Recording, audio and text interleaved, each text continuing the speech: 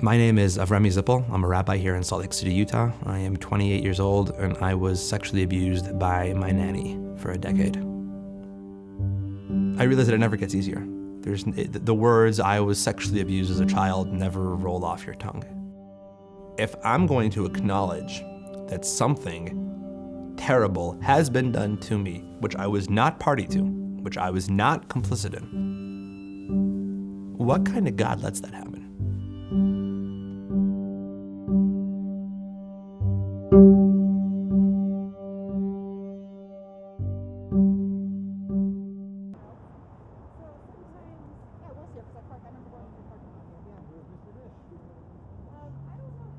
I testified on Tuesday, February 5th, and later that day my story was published. I was a survivor of sexual abuse for the whole world to know.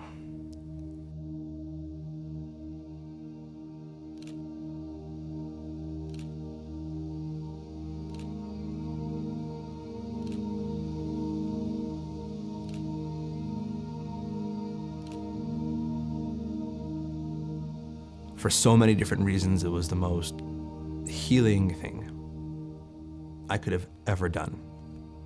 When I started healing, I think for me that was probably the biggest question, is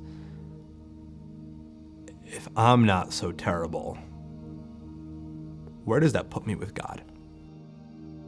What I can say is that having been on this journey with everything that it has entailed, leaves not a shadow of a doubt in my mind that this journey is divinely inspired. I could not be more thankful or grateful or appreciative to God for having given me the ability to see His hand guiding me down this path.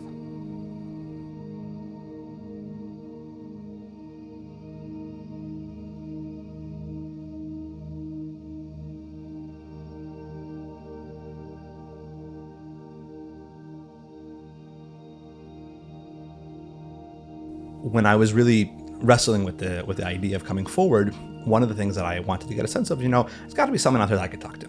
Like, who are the frum male survivors that are still within the community that I can, kind of take their temperature on the whole thing. Right. One night I sat down and I Googled it. I couldn't find anybody. Like high and low. Like Google was like, I'm sorry. Do you want to switch around the keywords?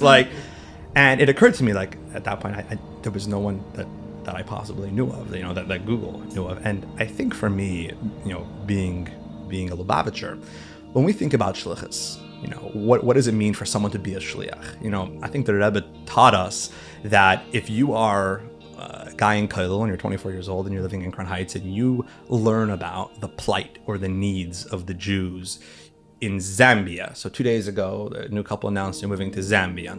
Why? Who? What? Why would they do that?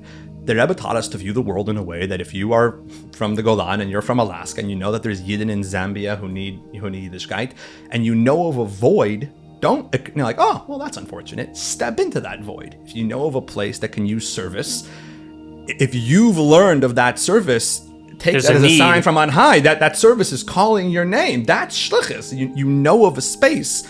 Don't leave that space vacant. Step into that space. I think for me, seeing that dynamic, I viewed it when I just made the decision to come forward, and I viewed it till today as shlichus. Awesome. You learn about a void, you learn about a space in a community that is not being filled. Fill that space. So you don't have to move necessarily. You don't have to leave your other shlichus. But if there is a space in the community that needs attention and it needs TLC and it needs awesome. it needs a filling. Shlichus means fill a space. You see a space in the world, it's not just there for you to wonder about, it's for you to feel a calling. And for me, that's shlichus.